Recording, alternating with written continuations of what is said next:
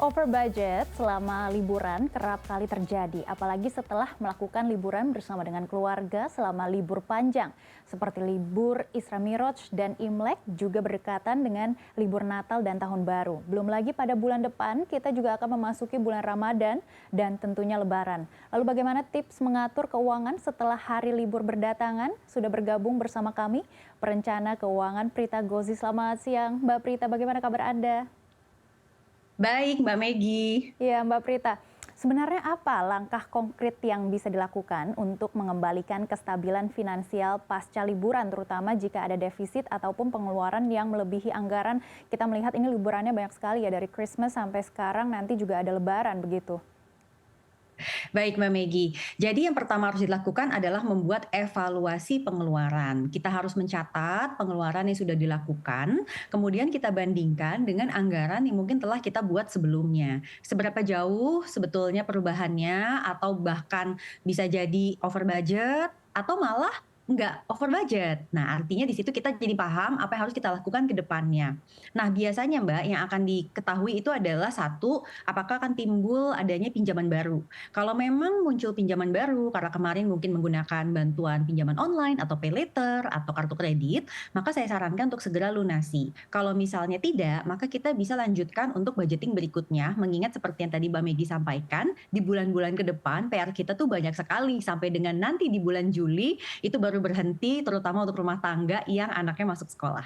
Baik Mbak Prita, ini banyak orang mungkin tidak sadar ya telah menghabiskan lebih banyak dari yang direncanakan selama liburan. Nah, jika sudah terjadi over budget, bagaimana sebenarnya strategi yang efektif untuk memulihkan keuangan tanpa kita harus mengorbankan kebutuhan sehari-hari? Baik, jadi kalau misalnya masih ada utang yang sifatnya konsumtif, seperti yang tadi saya sebutkan, pinjol, pay later, kartu kredit, itu sebaiknya harus dilunasi. Lunasinya dari mana? Kalau memang Anda masih punya alokasi dari penghasilan, maka saya sarankan untuk segera lunasi, jangan dicicil terus. Kalau Anda memang masih memiliki adanya barang-barang berharga yang memang bisa dijual dan tidak terpakai, itu juga sebenarnya bisa menjadi salah satu sumber untuk membayarkan utang tersebut. Lalu yang kedua, kita pulihkan kembali dana darurat yang mungkin kemarin sempat terpakai pada musim liburan. Nah, kalau misalnya memang Anda merasa dana daruratnya tidak pernah mencapai target ideal, maka Anda harus bertanya, ini sebenarnya sebabnya apa? Apakah memang ada musibah atau ujian, atau memang Anda gunakan untuk hal-hal yang sifatnya ya ini, kayak darurat tiba-tiba ada long weekend dan sebagainya. Dan yang ketiga, karena kita juga ke depannya masih ada banyak sekali pengeluaran yang mungkin timbul di bulan Ramadan dan seterusnya sampai tadi saya sampaikan bulan Juli, maka saya sarankan Anda membuat kalender finansial. Anda harus punya prioritas ke depannya, mana nih tempat yang akan Anda lakukan pengeluaran yang mungkin lebih besar dari biasanya. Karena nggak mungkin Mbak Meggy, kalau kita tidak memiliki penghasilan yang mumpuni, kita tidak bisa mengikuti semua long weekend atau libur-libur panjang yang mungkin ada, semuanya dihajar dengan liburan. Baik, ini kata kuncinya adalah kalender finansial ya. Sebenarnya bagaimana caranya kita menyusun kalender finansial ataupun anggaran yang lebih realistis dan juga efektif setelah libur panjang agar kita juga bisa kembali ke kondisi finansial yang sehat tanpa merasa terlalu terbatas? Betul. Jadi kita pahami bahwa bulan Maret ini adalah starting point-nya di mana kita memasuki bulan Ramadan. Jadi kita mulai di bulan Maret, artinya akan ada pengeluaran yang di luar biasa karena kebiasaan di bulan Ramadan itu lebih festif ya dibandingkan dengan bulan-bulan lainnya. Which is itu nggak apa-apa. Kalau memang ini prioritas untuk Anda, silahkan lakukan. Buatlah budget untuk bulan Maret. Lalu di bulan April kita akan memasuki Idul Fitri. Berarti di sini ada mudik dan sebagainya. Anda harus paham THR Anda cukup atau tidak. Kalau memang tidak cukup, apa nih yang mau Anda korbankan demi prioritas mudik itu bisa dijalankan. Lalu di bulan Mei, kita akan ada biasanya mulai ujian sekolah, daftar ulang untuk sekolah swasta. Nah, ini orang tua itu harus paham betul. Anda sudah menyiapkan apa? Jangan sampai Anda tidak punya apa-apa. Lalu nanti di bulan Juni ada lagi Idul Adha. Jadi di sini mungkin ada kurban dan sebagainya. Dan nanti di bulan Juli itu adalah tahun ajaran baru. Dengan sistem penerimaan sekolah yang katanya sekarang baru, kita kan tidak paham ya nanti seperti apa yang harus kita siapkan.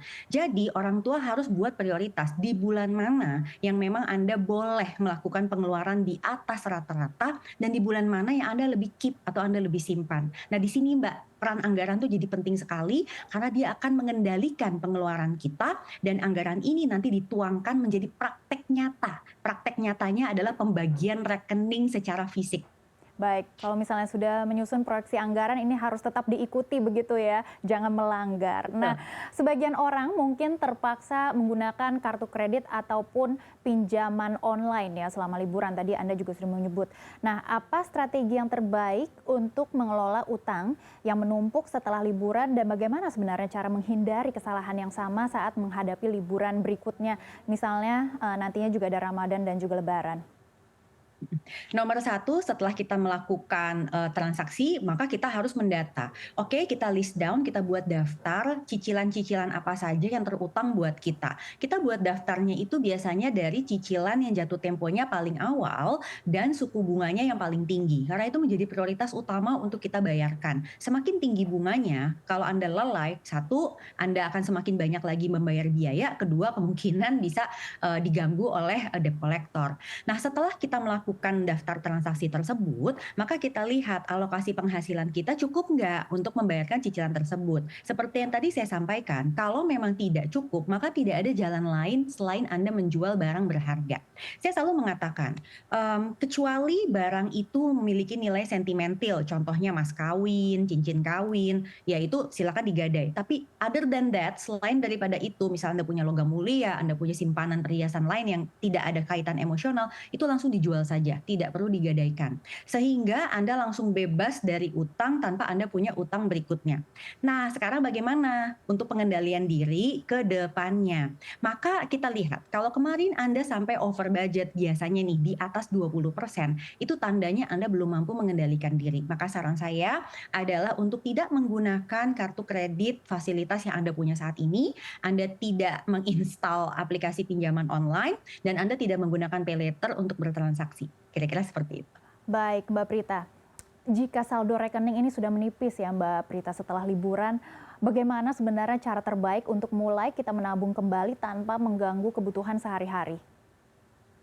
Baik, jadi kalau misalnya penghasilan kita masih sama Mbak Meggy, padahal kebutuhan kita juga sama, maka kan artinya kelonggaran untuk menabung menjadi semakin tipis nih. Maka kita memang pasti kreatif untuk menambah penghasilan. Sebagai contoh di bulan Ramadan itu bisa menjadi satu sarana juga ya untuk kita memiliki penghasilan yang mungkin sifatnya musiman. Ya mungkin Anda mau jualan kue kering, Anda jual apa, ini itu yang mungkin bisa menambah penghasilan kita untuk sementara. Nah, yang kedua yang bisa kita lakukan juga adalah memang kita memaksa untuk kita menabung dan berinvestasi di awal. Jadi pada saat gajian itu udah dipotong duluan, Mbak. Tapi tips dari saya, potongnya jangan kebesaran supaya Anda masih punya nih kelonggaran untuk paling enggak membayarkan komitmen-komitmen seperti cicilan, uang sekolah anak, listrik, tagihan-tagihan lain itu yang penting terbayar dulu. Sisanya bisa mengikuti. Kira-kira seperti itu. Baik, terakhir Mbak Prita.